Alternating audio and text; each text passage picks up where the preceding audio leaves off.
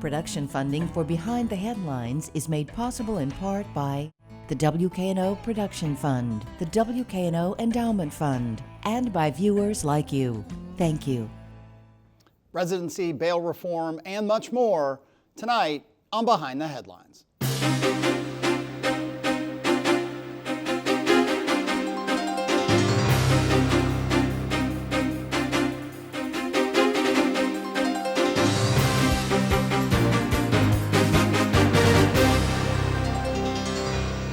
Eric Barnes with the Daily Memphian. Thanks for joining us.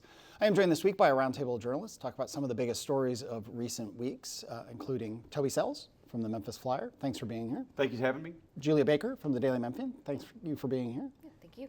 And Bill Dries, reporter with the Daily Memphian. We'll start, Bill, with you and residency. And I was out of town at a graduation, and I got an alert on from the Daily Memphian on my phone that said Floyd Bonner, Van Turner, Willie Harrington can all run. There is essentially no residency requirement in the city of Memphis for the city mayor's office. The way things stand now, this is the lawsuit that was filed by Floyd Bonner and Van Turner in the race to basically say, what is the status of this? How long do you have to live in the city, if you have to live in the city at all?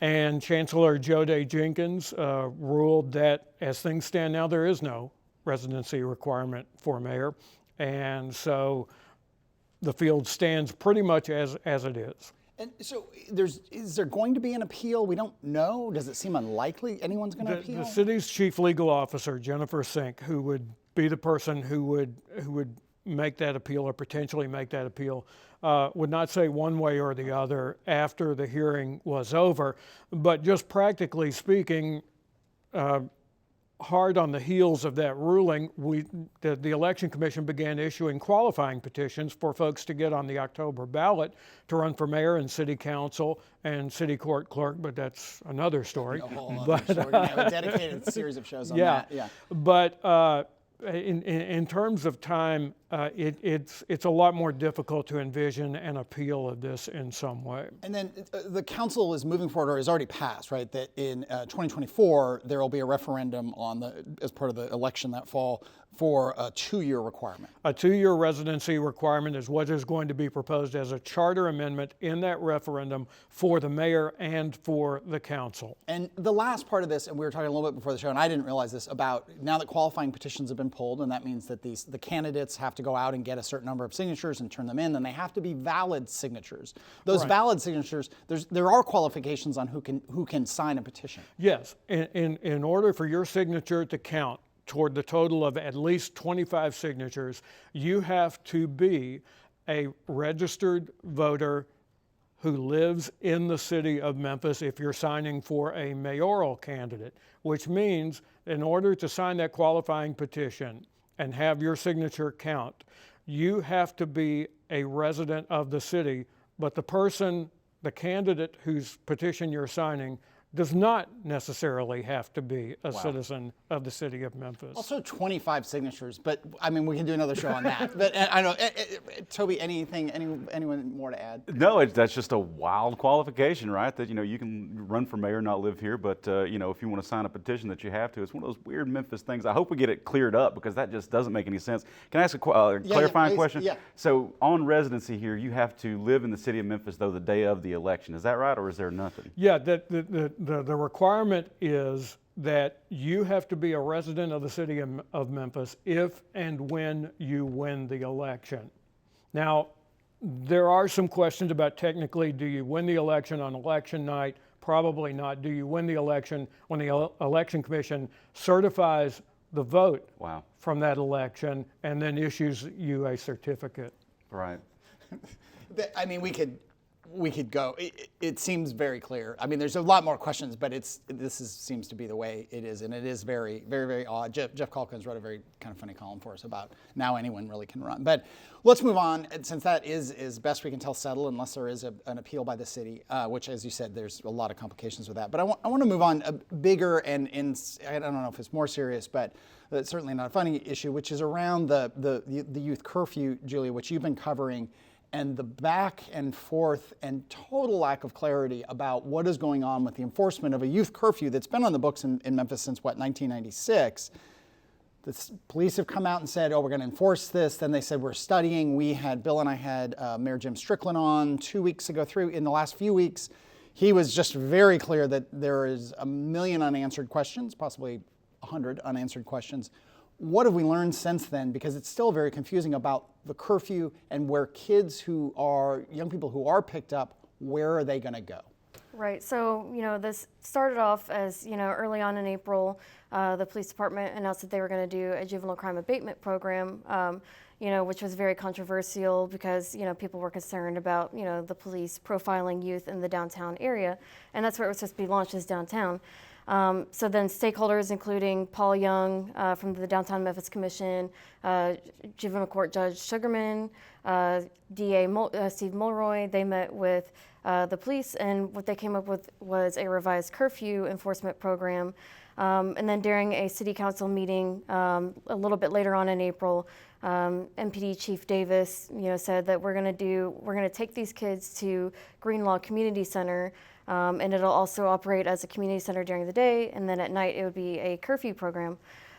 Then Chief Davis and Councilwoman Michael and Easter Thomas hosted a town meeting just the other day, where Chief Davis said, no, we never planned on doing any kind of curfew enforcement here. We're only going to be running our community engagement programs from here, and the Memphis Parks Department will also be running programming from here. There's no word on, how they will be enforcing curfew. It's just kind of up in the air. The city has said we changed our mind on taking kids here who are out past curfew, whereas Chief Davis said, no, we never planned on doing that. So it's just kind of unclear at this point. And there were great concerns, and we've talked about it on the show with people, and certainly you have talked to them and written about them. I think all publications here have, that people concerned about targeting, people concerned about profiling, concerned about where will the kids go. Also, people very, very concerned about crime right now. And since you wrote a really great series on juvenile crime and jumps in juvenile crime in terms of auto thefts and other types of crime, there's a big spotlight on crime. And so the lack of certainty, and I don't know if you want to chime in, Toby, it's not helping anyone, Bill, right? I mean, it's just not, the people who are worried about this going disastrously wrong, or the people who do want to see a tougher on crime youth curfew. Well, making like you didn't say something that you said in a public meeting in front of a group of cameras is yet another part. That does not help to bring clarity to this. Julia had a great sentence in one of your stories. On April 25th, Chief Davis told the Memphis City Council the facility would be used for kids out after curfew. But on this last Tuesday, she said the city never planned to use the facility to hold kids violating curfew. It was all in the public record, and there was nothing. I don't know what could have been mistaken about that. It's an important issue, and it's too important for games like that. Yeah, and Strickland said on the show, that they were looking at Greenlaw, that they were, there were a lot of unanswered questions, which was both confusing, and you had to give him credit that he was not making things up. But the lack of clarity is really, particularly at this time when it's so on people's minds. And I'll just say the lack of transparency. This is an axe I've ground on this show before, but when you ask questions of the MPD, more often than not, you get nothing. You get crickets. Not even I'm not going to fulfill your request. It's absolutely nothing. A reporter of ours did a cover story about, he wanted one simple answer about the clearance rate here in town. Got absolutely nothing back from them. Describe what clearance, it's important. The clearance rate is basically how often do we solve a crime in Memphis, and it's shockingly low. Go read our story at memphisflyer.com over there. It's called What's Wrong with MPD. Very well done.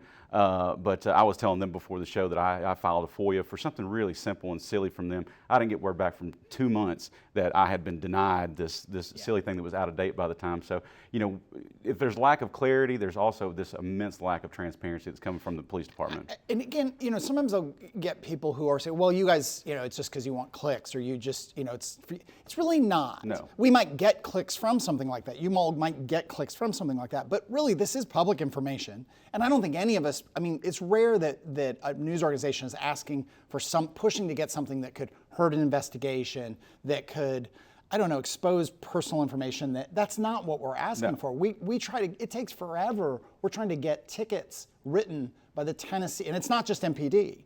We're trying to get, for instance, information on the number of tickets written so far by Tennessee Highway Patrol. It will be a week's worth of tickets will cost $200. Right. So we want to get a month. So we'll spend about $800 to request and receive the tickets that have been written by people who work for the state. And the other one that I'll go on my rant about is Memphis Shelby County Schools. I mean, Joris Ray, there was a big investigation. He resigned. Tens of thousands of dollars were spent on the investigation. He was paid out a year, which was some hundreds of thousands of dollars. We've asked for even, and there's some salacious stuff going on there, accusations of salacious stuff, but we've asked for even basic information about that investigation. And 9 months later, I think it is, we still haven't gotten it. That's and right. it really is.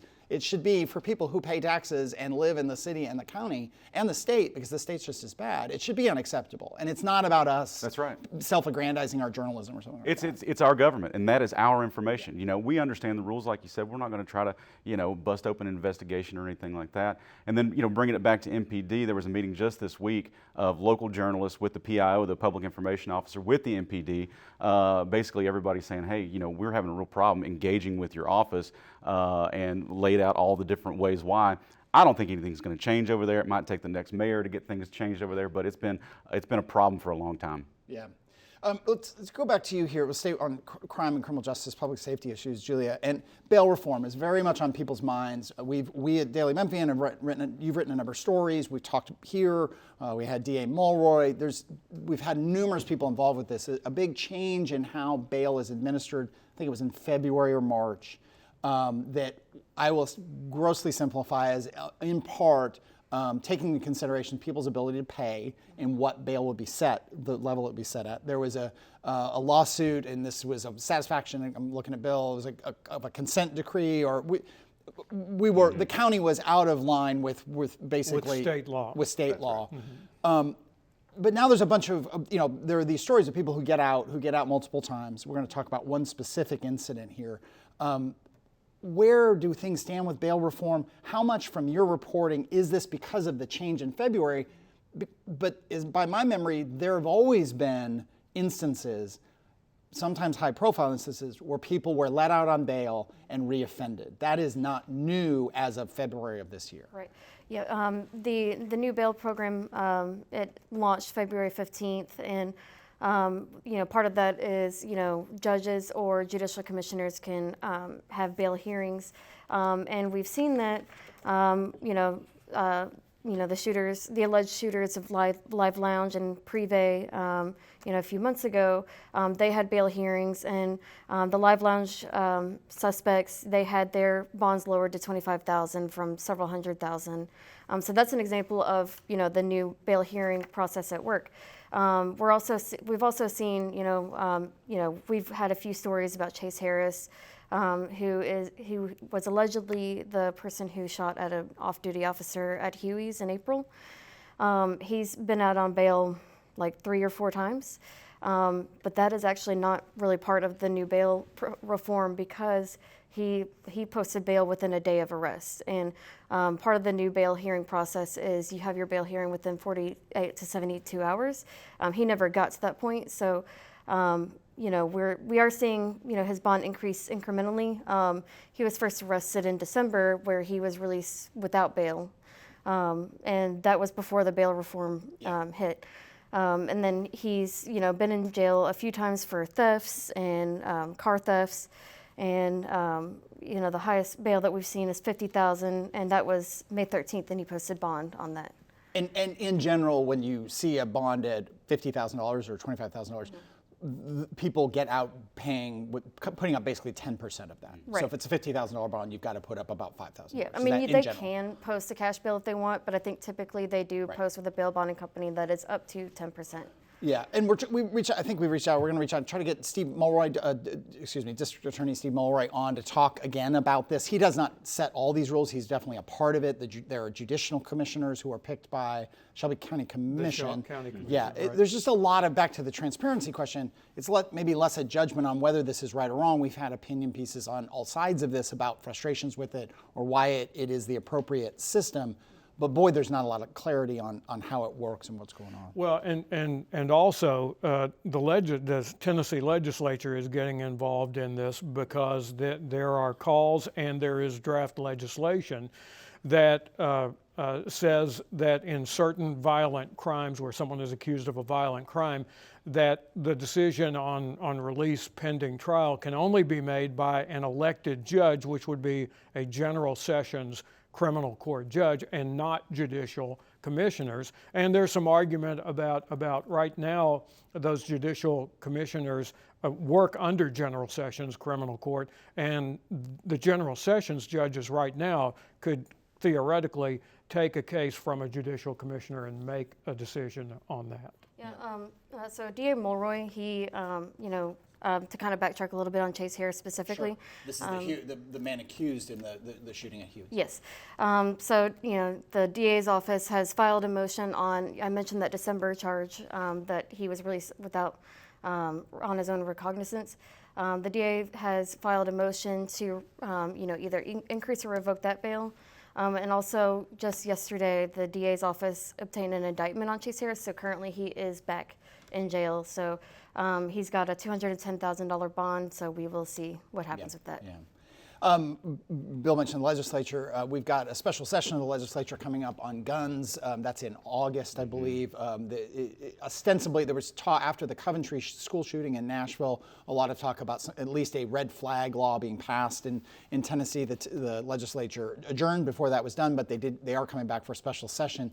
Toby, where does that stand? And they can talk about more in a special session. It doesn't just have to be the proposal for a red flag law. That's right. And August is when the special session is set. Really, Bill Lee didn't get what he wanted done in this session.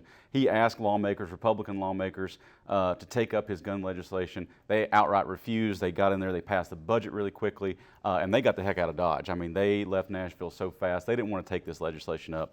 He said, let's call for a special session just on this gun safety stuff. And then just earlier this week, there were 3 Tennessee GOP lawmakers that had an open letter to other lawmakers that said, look, Bill Lee, you need to abandon this special session. It is going to be, what do they say? It was going to be a circus up there, worse than the Tennessee 3 stuff. All the national media and the national woke mob is going to show up and protest in Nashville, really put them under the microscope. They said, we're going to need extra security to keep these angry people away from us as we try to go about our duties. And he, to Bill Lee, said that this whole special session is nothing but a publicity stunt, and it's going to be awful. Ask him to cancel it.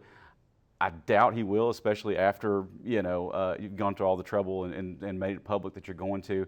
But to me, it just seems like these Republicans, number one, they're not going to back down from their position on guns, I don't think. And number two, I mean, it's another chance to go face the public, and boy, they just do not want to do this on this issue. They know it's that something ought to be done, but then they also have their Second Amendment principles and all that. So it could be interesting. Let me just mention a couple things and we'll move on from guns, but the City Council is moving towards a charter amendment. We had City Council folks on a couple weeks ago, Bill, and they talked about going to, it would basically, this charter amendment in the city would reinstate open carry and concealed carry rules, require safe storage of guns. It would ban assault rifles, both the sale and the open kind of carry. You could still take them, you can have them at home, you could take them to a gun range, that sort of thing, and put in red flag rules. It is going to be, if they pass it, it'll go on the August 2024 ballot. Right, the August 2024 ballot, and you actually have 3 separate questions on there. So voters will, if it goes on the ballot, voters would actually kind of mix and match. They could pass one of the 3 provisions, or they could pass some combination of them, or they could pass all 3. I think when Mayor Strickland was on, I will paraphrase him loosely, he certainly supported that direction, but thought this legally is going to have no binding. I mean, it seems very unlikely that this, but again, other people who want to have more gun control feel like it's at least a symbolic thing, and you take it to the courts and you lose, but at least you've sort of put it out there. But it really, in the end, is not going to be decided by the City Council. And also Jeff Warren, who talked about it on this show, who is the prime sponsor of this, has said, yeah, it probably will go to court, but I think he's looking at that this might be fodder for discussion at the special session in August, that there might actually be some Republican state legislators and certainly some Democratic state legislators who think that the way forward here is some kind of option for urban areas of the state versus what happens in rural counties in the state. Well, we at least saw that play out in the cannabis situation. Remember, we were going to try to decriminalize that here locally and all that, and the state came in and just squashed it like a bug. We know that the state doesn't love to give up its power to the cities at all, so I don't have high hopes for it, but I like the idea. One more on guns and we'll move on. And you correct me if I get any of this wrong, Julia. The local assistant district attorneys have been told not to prosecute adults under 21 for having a gun without a permit, given a ruling by a federal judge in Knoxville. So it basically extends Tennessee's 2021 permitless carry law, which was limited, which said people 21 and older could carry guns. The lawsuit from an advocacy group out of California says no, that's discrimination against adults 18 to 21. And so now you can open carry if you're 18 years old in Tennessee, Memphis included. Right, exactly. Yeah. The DA's office is, enforcing, that lawsuit. They, one of the deputy DAs, he emailed, all the assistant district attorneys and told them, like, hey, if an adult is 18 through 21, they are legally, we're not going to prosecute them for carrying guns. So. We will move on from there to, and we'll do more shows on all this and probably try to do a preview of the special session before it happens, again in August. I want to go on to TCAP scores. This is the first year that TCAP scores on reading at a statewide level are being used on whether third graders can move forward or will be held back. And the first round of testing was last week, or was recently, sorry about that, but the testing, the results came out this week. And we'll go through the state. Statewide, about 60% of third graders, that's, there are about 50,000 third graders statewide, 60% were found to be not proficient. Locally, within Memphis Shelby County Schools, 76% were found to not be proficient. Within the suburban schools, Germantown did best, where it was 20% were not proficient, Arlington 22, Bartlett 50, Collierville 22, Lakeland 30, and Millington 65.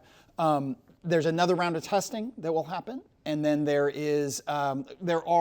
changes to the state law this last year. Is that right, Bill? Right. That allow some.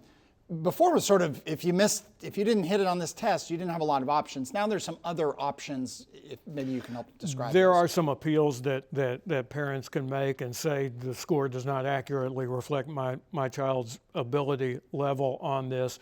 The other option is what those of us who are of some age used to call summer school, where you go to try to boost your thing and actually retest again on this particular test. And there's some amount of if you commit to tutoring next year as part of that. And the school system, and I think all the local school systems, I certainly know that Memphis Shelby County Schools does have a lot more money right now. It's kind of a post-COVID thing and a state thing for tutors and for after-school programming. So we will see what happens. We also did last fall, I don't always do this, but on this, if you're at all interested, if you go to Daily Memphian and you search for David Waters wrote a 5-6 part, really, really extensive series on other states that have done these third grade retention rules, where it has maybe worked well, where it has had unintended consequences. It's an incredibly complicated issue that's going to affect a lot of kids and a lot of families. That I should also say that 76% of third graders, there are about 8,500 third graders in Memphis Shelby County Schools. So that's about 6,500